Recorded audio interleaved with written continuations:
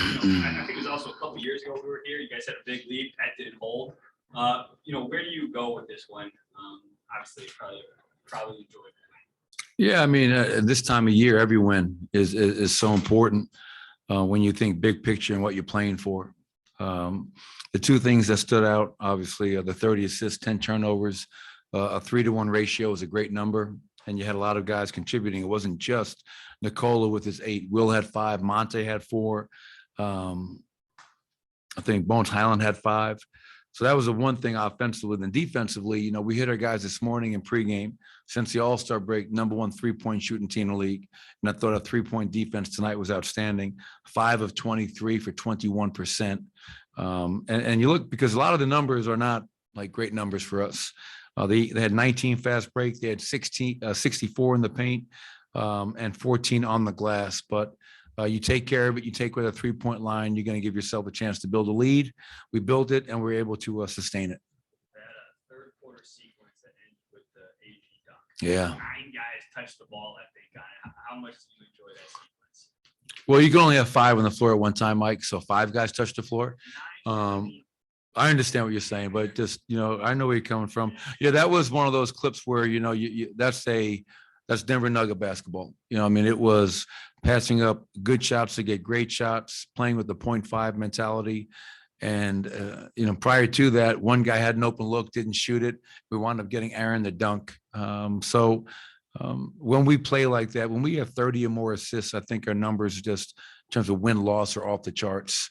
And that's why I think we're still probably first or second in the league in assist percentage. That's our style of play. It's been our style of play. Guys embrace it. And for me, I think that's the best way to watch and play the game. Look for 46 out of 48 minutes. As much, but the lead is big as 28. It's how nice is it just to have a couple of victories? You get some starters off the court and then you put a couple back. Just to get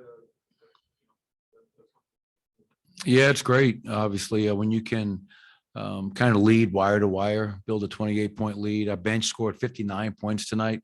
And you look at their productivity with Bones getting 17, Bryn 10, Austin 13, and DeMarcus 14. So you're getting a lot of contributions.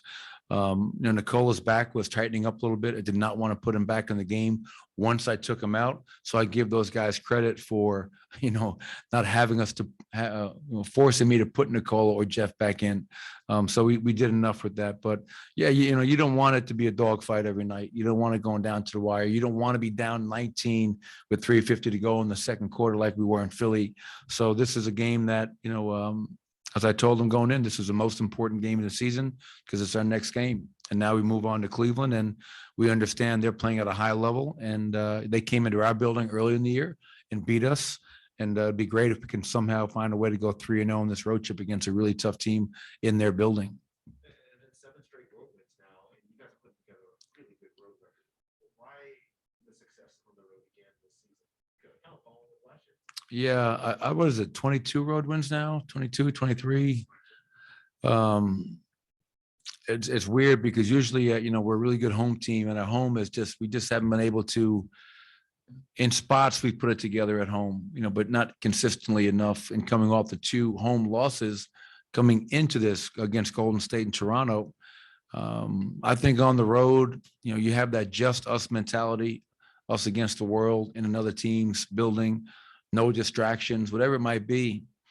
And I just hope we can continue to do it, because if you want to be a team that's dangerous in the postseason, yes, you have to protect your home court, but you also have to have the ability to go on the road and win some tough games. And think about it last year, we beat Portland on the road for game 6. Closing out a team on the road is probably one of the hardest things to do. So yeah, we're battle tested, and I don't think our guys are not afraid of the challenge of going on the road and winning. Michael, big picture question. There were MVP chants tonight in the crowd. You guys had a lot of people cheering you guys on. It did not sound like a normal road environment. Have you noticed you guys, what you guys are building, gaining more traction, not just in Denver, but elsewhere? Yeah, I think so. I think the last 3 years and what we've been able to accomplish and how we play, it's not just the winning. I think how we play, I think attracts a lot of fans. And I think the biggest key is Nikola. I mean, the number of Nikola Jokic jerseys that you see everywhere we go is just speaks to his greatness and him being a player that not just in Denver, but nationally and globally has the respect of the fans because of his style of play and his effectiveness on the game. It reminds me when I was in Cleveland for 5 years with LeBron. It was so many times where we'd be on the road, and at the end of the game when he was coming out, he'd get a standing ovation. He'd get MVP chants in other people's buildings. That's an ultimate sign of respect, and I think you're seeing that a little bit more and more with Nikola as well. Thank you, Coach. You got anything, D? Appreciate it, man.